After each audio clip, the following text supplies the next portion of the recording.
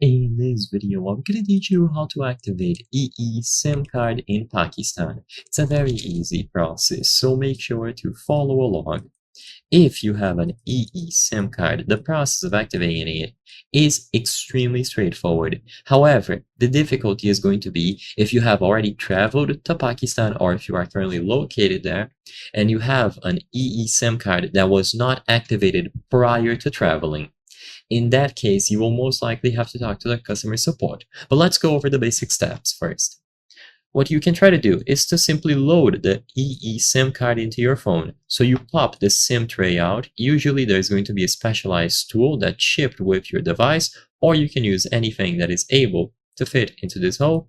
To take out the SIM tray, you load the EE SIM card in here on one of the proper slots. And then once you have it loaded, you insert the tray back into your phone. This should automatically activate it.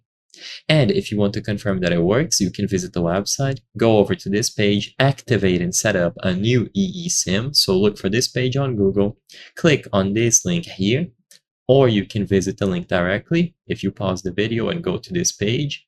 And then you can choose eSIM digital download, eSIM replacement pack, or SIM card. Once you click on activate, you will have to enter your mobile number. We will text you a one-time PIN to activate your new SIM or eSIM. Please give us the mobile number your new SIM is for. If you have an eSIM, you can choose one of these other options and you will have to log into your account to proceed. Now, this should activate this EE SIM card. However, if it doesn't work, it's most likely because you are located in Pakistan. And in that case, if you try all of these steps, all of these methods, and you simply are not receiving the SMS, then what I would recommend is to go over to their website and in here go into the help section.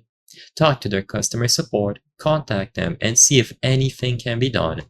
Prove that you purchased a legitimate EE SIM card and you need help activating it, and they might be able to do it remotely.